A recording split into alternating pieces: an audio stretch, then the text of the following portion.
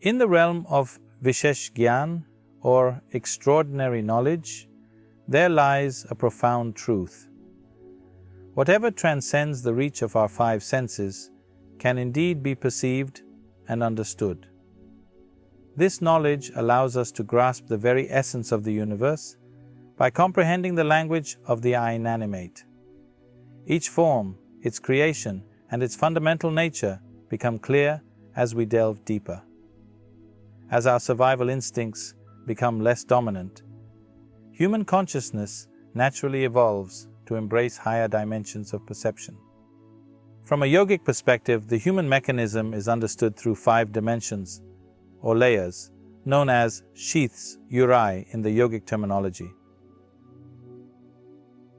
The first is the physical body, or the food body, essentially a collection of sustenance accumulated over time.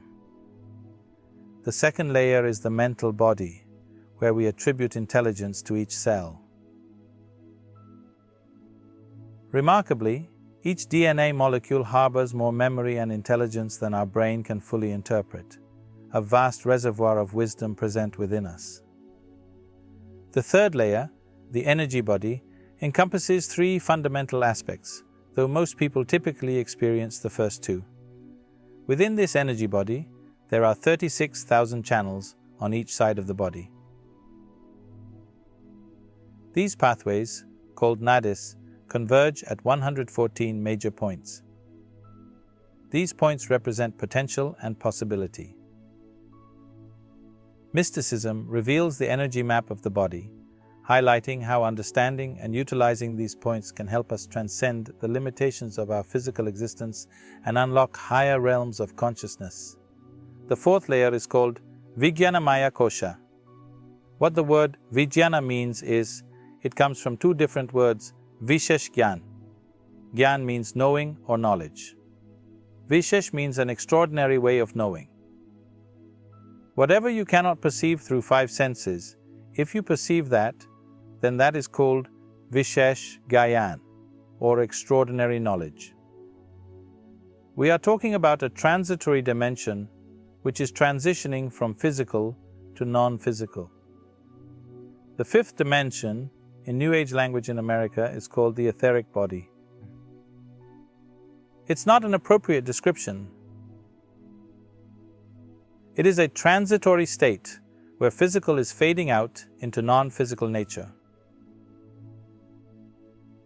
The 5th dimension is referred to as Anandamaya Kosha, which literally translates as bliss body. This does not mean there's a bubble of bliss or something inside. It is purely non-physical in nature. Because it is non-physical, we do not know how to define or describe it. There is no definition to it. There is no description to it, though we're only talking about it from our experience. Whenever we touch it, we feel blissed out. So, like children, we are calling it bliss body, because we do not know what the nature of what it is.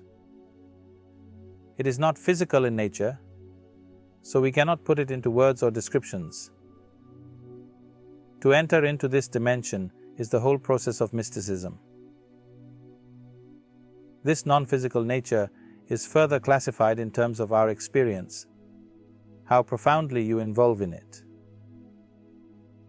They describe it like this: you can be in a fine spray of a shower from this non-physical and how you will be. Or you can be drenched with it and how you will be. Or you can soak yourself in it and how you will be. Like this, it is described. In this context, I have to surrender my logic a little bit, because that's how far my logic will go. These are referred to as different dimensions of stillness. How can stillness be of different dimensions? For example, in our experience, normally a human being breathes somewhere 12 to 15 times per minute. Breath is very directly connected to how the mental fluctuations happen. When you attune yourself to the natural rhythms of your body and mind, remarkable things unfold. Suppose, without deliberate effort, your breath naturally falls below 11 breaths per minute. At this point, you begin to perceive the subtle reverberations around you. You will start to notice the subsonic sounds through which animals communicate, sounds that were previously imperceptible. As your breath drops below 9, without any conscious control, you become acutely aware of the exhalations of plants and their interactions with the environment.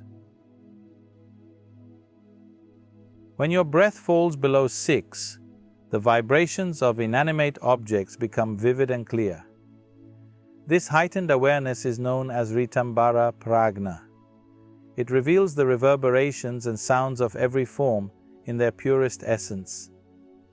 Understanding the nature of the universe becomes possible when you grasp the language of the inanimate. You can discern not only the present state of every form, but also its creation, evolution, and past. This profound insight emerges naturally as the concerns of survival diminish. The key to this heightened perception lies in the level of stillness within you. Breath, being fundamentally tied to survival, decreases as you achieve stillness. The more still your body becomes, the less you breathe, and as a result, your perception expands. By immersing your system in a state of deep stillness, free from hyperventilation, you enhance your ability to perceive higher dimensions of existence. As the stillness deepens, these are referred to traditionally in various ways. It is usually called Rudra, Hara, and Sadashiva. One is still but vibrant, roaring. Another is still but in activity, still. Another is absolutely still. That which is absolutely still is referred to as the ultimate intelligence. Everything else, in its anxiety to be active, sacrifices its intelligence at a certain level to be in a state of action. But that which is absolutely still is considered the highest intelligence. It is only in Eastern mysticism that the source of creation has always been celebrated as the highest intelligence. The biggest mistake modern societies have made is telling people that God is compassion, love, and generosity. These things mean something to you only when you don't have them. If you are not loved, you will look up, hoping God should love you. If you are not fed well, you want a generous God. If you are down in some way, you want a compassionate God.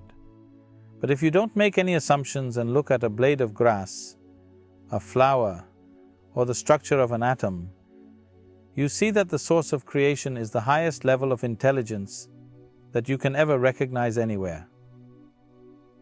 If you look at the creation, it is full of intelligence. If we had only told people God is intelligence, we would have a more sensible world. That's what I'm thinking, and that's what I'm trying to bring into people's experience, that the source of creation is intelligence. If you recognize that, you would try to emulate that. Enhancing yourself is not about inflating your ego, it's about deepening the essence of who you are. When I speak of life, I refer to the true essence of your existence, not merely the physical body, the structure of your mind, or external possessions. Often, when people talk about life, they refer to their home, relationships, cars, or pets. This is not what I am addressing. I am referring to the very life you embody. Are you truly living, or are you merely a collection of thoughts, emotions, ideas, prejudices, and opinions?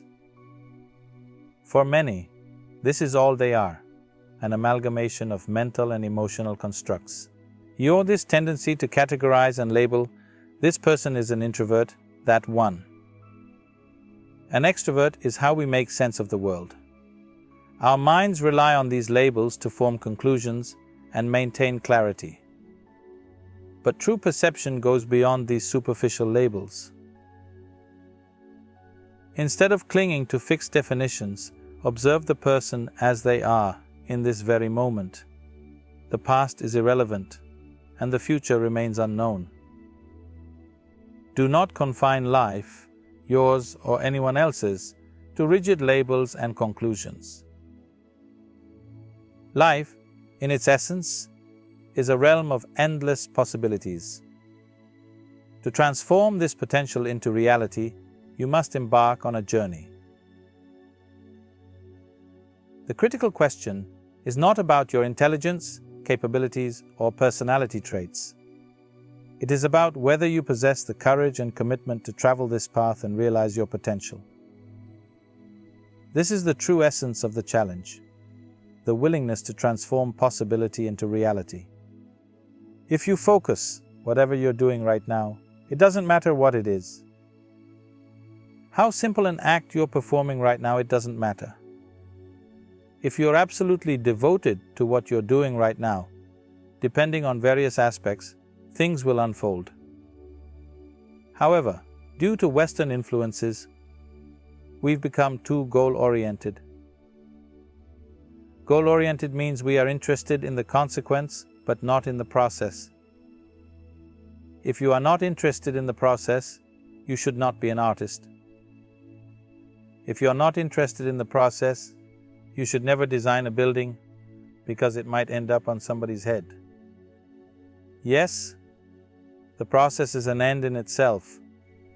If you are absolutely devoted to the process, depending on various aspects, something will come out. But now we are interested in the consequence, not the process. This goal-orientedness, I want to get there, I want to get there. Where do you want to get? No, I want to win the race. See, if you treat life as a race, if you want to win it, you have to get to the finish line soon, isn't it? You want to? Hello? If you get to the finish line ahead of everyone else, you won the race. Do you know what the finish line is? We'll be negotiating where to bury you. So particularly in creative arts, don't ever think of a goal. What should I become? How should I be? What should I create? Don't worry about these things. If you're devoted to the process, something will come out. Something more beautiful than you imagined will happen because you're devoted to the process. Devotion is more than just attending temples, churches, or mosques. It is a profound, all-encompassing commitment. Without this depth of devotion, whether in sports, art, music, spirituality, politics, business, or any field, can anyone achieve something truly significant? The answer is no. Only mediocrity can be attained without full devotion. Art and aesthetics should not be seen merely as a means to earn a living. Living itself will follow. I assure you, if you are an artist or involved in any profession and struggling with basic needs, come to me. I will provide you with food and shelter. My sole expectation is that you remain intensely focused on your work. The specific focus does not matter to me. Your dedication does. If nothing emerges from your focus, that is not my concern. What matters is that you are devoted and engaged. I offer an open invitation to anyone worried about their basic needs. Come to me, and I will ensure your survival. In return, I ask that you dedicate at least 12 hours a day to your focus. It does not matter what you are focused on. I will not inquire about your specific focus. My interest lies in your commitment. When a person is genuinely focused, results are inevitable. The universe responds to sustained dedication. If you remain devoted, how can success not follow? The universe will yield to your unwavering focus and commitment.